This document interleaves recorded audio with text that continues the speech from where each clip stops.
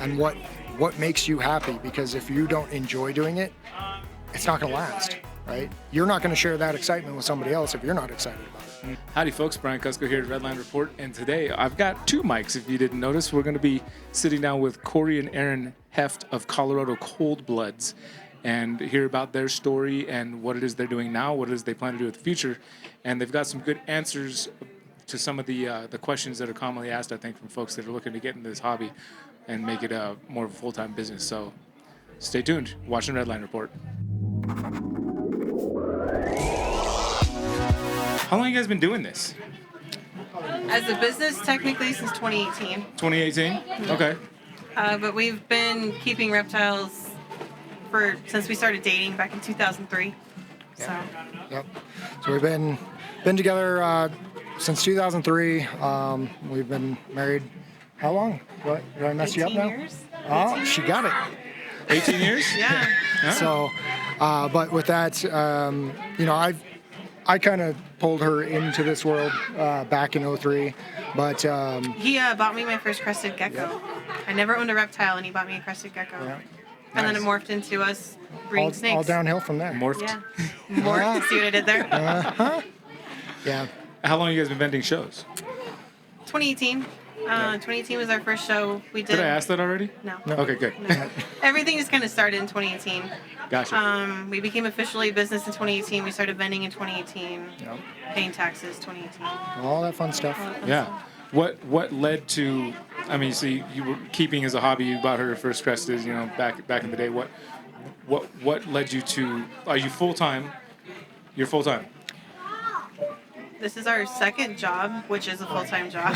We both have 9 to 5s, but Gotcha. yeah, this is still a full-time job. How often do you vend shows? Whenever we can. Yeah. We hit all the Colorado shows. We do hit most as often as we can. We do hit Texas and Oklahoma with a couple other vendors. Not vendors, sorry, show promoters. And then we've recently done Wyoming. We're going to go back to Wyoming for another vendor. Yep. Show promoter, sorry. Vendor. Got vendors on the brain. Vendors and show promoters are very similar people. Yeah. Yep. So mostly Colorado, but we do try to branch out. And how is your branding so good?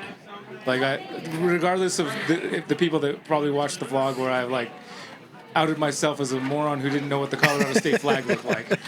I mean, besides that, I still recognized your brand without. I mean, there's so many brands out there in the reptile world and the ball python stuff, especially because that's you guys. I mean, do crested geckos and stuff too, right? We used to. Yeah. So when we first started, we did ball pythons, cresteds, and gargoyles. Right. And just like everybody else, we realized we bit off way too much. Then we had to refocus, and we decided to get out of the cresteds and the gargoyles, and then just focus on the ball pythons. Gotcha. Okay. Yeah, So and as far as the branding, we used to have a couple partners with us in this. They since kind of left the group and kind of moved on to their own things. But so a lot of credit actually to them for our initial branding was going. Knowing we were Colorado Cold Bloods, it made sense to kind of follow the flag, add the scales to meet everything. One of the things I love about our logo is, lesser known fact to a lot of people, is the eyeball that's on here is actually one of our animals. So a gargoyle gecko took eyeball. a picture of the gargoyle gecko, and I basically went into Photoshop or Illustrator more accurately, and we traced it out, everything like that, and turned it into part of the logo in the center of the C for the eye. So that's. So it kind of worked out that we lived in Colorado and it has. Yep. A logo, a flag that fits. Made it nice and easy. So this is kind of one of the rebranding logos. We're trying to get some smaller logos out there. They're a little less big. Square and big. Yeah. So makes banners and things like that a little more difficult when you're trying to deal with something that's a rectangle, right? Mm. So different things like that. But yeah, a lot of credit to our old partner because he actually came up with the original idea. So yeah. Nice. I like that incorporating one of the animals into your logo and like actual picture. I did it with my Triple B logo. It's not my very first ball python. Is just a silhouette of him picture I took, and that's the main part of the logo. Yeah, it's awesome. They're the ones that get you hooked, and you might as well take them with you and show them off. Yeah, right. It worked out. And, even my buddy Garrett's dad, who's like a professional illustrator and stuff. He saw the logo. He's like, "Oh, that's a nice logo." And like, Garrett hates that. But it's cool. I love that you incorporated that. What do you guys like? What are your aspirations with what you're doing? You started in 2018. It's been 6 years now. You're doing it. Do you want it to become full time? Would you prefer to keep the other jobs? As long as my other job's not watching this, no, I don't want to keep my 9 to 5. If I'm being honest, I would like this to be my full-time job. That is kind of our goal. Between the two of us, I'm the one that's least happy at my 9 to 5. But so it's trying to get me to take this on full time. But it's a long process. Yeah. Sure. Well, I mean, do you know what that process looks like? So I mean, you have to spend money to make money, right? We're kind of at that part where we've spent enough and now we're trying to recuperate. Okay. So once we recuperate our funds and can make things, everybody wants to be JKR status eventually. Or Canova, Canova status eventually. So that's what, I mean. It'd be fun. We're trying to recuperate our funds, and then when we start doing that is when I can actually start looking into doing this full time. We're taking a lot of steps right now towards growth infrastructure-wise, right? So we definitely have kind of the baseline for what we want for our snakes and everything like that going on. But we needed more infrastructure, so we've actually just made a very large move, everything like that has an additional, 1,200 square foot shop that we can basically finish out for the snake facility, you name it. So we're definitely making moves in that direction to set us up for success is the idea. So we've put that foot forward, and now we're trying to get it all aligned. So, okay. Yeah. So we definitely are making some fun combinations, everything like that. We're loving. I just love the fact that ball pythons in general are a living art canvas, and they're a phenomenal platform. Just their demeanors are great. Everything about them, for the most part, everyone's got its quirks, right? They all have their personalities. Each one's different, but it's a great platform, and it's just like artwork, right? You can get any color, pattern, for the most part, any color, right? We're still working on some of them. We're hoping for pink. Right, blue. Oh, yeah. pink? Yeah. Yeah, see? You can get some pink in there. We had some requests today for pink. Do some black with hot pink. I mean, come on, that's a great combo. Yeah, the black and the hot pink that's asking a bit much, maybe, but not that you couldn't. I mean, you can make some black eyes on a pink snake, right? I mean, that would be pretty bad. Yeah. It's pretty close. You can get a pretty pink snake going on, I think. See? Right? Yeah. Yeah. I think blue is going to be more tough. That's going to be hard. Hey, that would be a little hard. Yeah. I mean, it's possible. You have to go like pit viper for some blue. Yeah. Right. Yeah. Anything's possible, right? Yeah. Yeah, I suppose it is. You get blue in there, I bet you go JKR status like immediately. Right. I mean, instantaneously. Yeah. We just got to keep breeding until that random morph pops out, right? Right. That's it. Yeah. We're not talking like grayish, like purplish, blue. We're talking like Colorado blue. cold Full blood blown. blue. Yeah. Exactly. Yeah, exactly. Instant It's perfect. Canova status. And without dyes or something, right? Yeah. No Photoshop involved. Yeah. Yeah, that would be a deal breaker. Yeah. A little bit. Yeah. Well, how many did you tell me already how many shows you do? You do all the local shows? Okay, I think you did answer that already. Sorry, sometimes my brain stops working in the middle of the day after lunch. I get it. So you're gonna try and go full time, mainly to get you away from your 9 to 5. Yeah. Yeah, and then Corey, you don't hate your 9 to 5 as much. I love what I do. Okay. So I'm a software engineer for my day job, so to speak, and I absolutely love what I do. Well, you did go to school for it, and we are still paying for it, so I would hope so. Yeah, many times over, right? But with that, I love the snakes. I love working with all the reptiles, everything like that. So if we ever hit that point where I could transition, sure, I would do it. But at the same time, I don't hate what I do. So it's a nice passion for me, right? That's something that, not a lot of people get to say like, hey, I get to go and do what I want every day and get paid to do it, right? So either one of these kind of fall into that category for me. So it works out. Yeah. What do you think about? Do you see any kind of blend happening? Do you see a spot where you're a software engineer? I mean, there's plenty of places you could possibly incorporate that into this industry and hobby.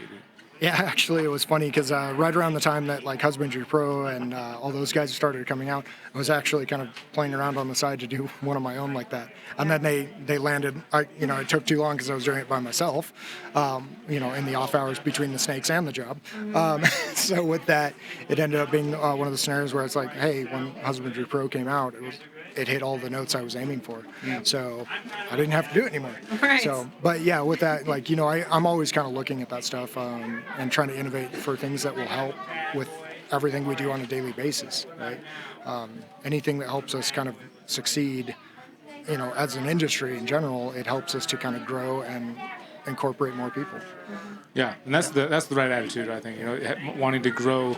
I mean, not just your own business, but wanting to see Absolutely. the entire industry grow Yeah, in a healthy for way. sure. That's one of the things we really love to do is, especially when you got those new owners and stuff in there, there's a lot of things back and forth about that, like, oh man, they ask too many questions, or you hear that kind of stuff all the time. But, for me, I like to be able to educate them, get them excited about the animals, right? There's a reason that we love them, right? So why not get more people involved and appreciate them the way we do?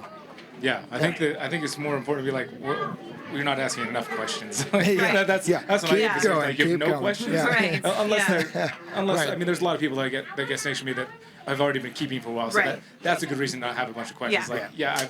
I've got 100 ball pythons over here. I've had them for 10 years. Yeah. I don't have too many questions for you. Sorry. Exactly. Yeah, I mean, we love working with some of the nicer, like higher end morphs and stuff like that. That's fun, right? It's cool to kind of interact with each other in the industry and everything like that. But it's still really fun to see the excitement on a kid's face, or even a new owner that's an adult. We've helped some of our friends get over their fears of snakes in general, where literally like they'd be shaking trying to hold this animal, and you're like, oh my gosh, they're going to shake the snake to death, right? But then within a year and a half, 2 years, you can literally hand them a snake and they'll practically cuddle with it, right? Like, and it's fun to kind of see that progress with people and encourage that and get people past those problems, right? Definitely. So especially because we always hear it all the time, some of these innate fears that have just been ingrained in people, either from their parents saying stuff or whatever, right? It's just this. Or you watch the movie strange, Anaconda. Sure. Yeah. And they're all going to get that big and eat you. Yes. I still have people ask me about that, like people that I consider fairly intelligent, like ask me about that myth going around. Just last week, somebody was like showing me this thing, like, yeah, this guy that was like sleeping with his snake or whatever, and I was like, Every time. I honestly can't remember the person who it was. I do remember thinking, man, you are like a really smart person, and you're asking me this, which it just shows like ignorance is just a thing. It's not necessarily about how intelligent a person is. It's about just not having the information. Exactly. Just Yep. educating them. We're all about information, education. Yeah, it's awesome. Yeah. So you went from being a hobbyist to where you're vending lots of shows here and stuff, and getting on the verge of like actually making it look like it's going to be a business, full-time business at some point. Any advice for folks out there that are just getting started, that are looking at maybe doing that themselves right now in this environment? So we've actually, people that come to our table and ask us that same question, and we tell them the same thing every time. Focus on what you want to do. Don't just go out and buy all these genetics because you think, oh my gosh, it's pretty. Focus on what you want to do, because we did that exact same thing, and we've had to sell like our breeder adults like 3 or 4 times already because we had too many genetics, too many directions. So it's pick a direction you want to go and go with it. If you want to improve blackhead, focus on what do you want to improve about blackhead? What do you want in it? And then focus on that. Don't just, oh my gosh, it's a pied, it's pretty. It's this blackhead, it's pretty. I understand you want pretty. We all want pretty, but if you're going to do this as like a hobby, focus. Yeah, it's important to think about when you're buying something or getting into a project, what excites you about that project, number one, and two, what do you envision for it, right? And that's and kind of having that forward thinking in regards to that. It's a challenge because especially when you first get in, everything is exciting. But why is it exciting to you, right? Everything's exciting. Everything is pretty. Absolutely. So I think that's always been one of the things that we we will tell people is that's the biggest challenge we fought with originally too. It's like we love everything. Hence why we did crested geckos, gargoyle geckos, and the ball pythons, right? And eventually it was just like we have to focus, right? And that's so it wasn't just in the ball python area that we talk about that. It's you got to focus where you want to be, right? If you want to be that person that has a variety and everything like that, but not necessarily directly focused in one area, understand that going into it and make sure you're focused how you want to build your brand, and what makes you happy. Because if you don't enjoy doing it, it's not going to last, right? You're not going to share that excitement with somebody else if you're not excited about it. Mm-hmm. So, at least that's always been my perspective on it, right? Yeah. Yeah. Yeah, great answers, man. Shoot, guys, I mean, that's about usually how long we do them. Is there anything that you want to share with people watching out there before we wrap up? Colorado's amazing. Come out here. It is. I was just going to say, honestly, if you have a passion, keep going for it. Yep. Don't stop. Absolutely. Just keep going for it. Totally. I think if you do, you will, because you're passionate about it. Yeah. It's like, well, I got to do this, otherwise I'm not going to be able to. I mean, it's not all butterflies and, rainbows. Like, you are going to have clutches where nothing comes out. You are going to have babies that don't survive. But, I mean, don't let that get to you. Just take your notes and move on. Stay the course. Totally. Yeah, I hear that. And Colorado is amazing. I haven't been here in like 20 years. I don't know why. I'm back. I'm like, I want to come out more often. Yeah. Shit.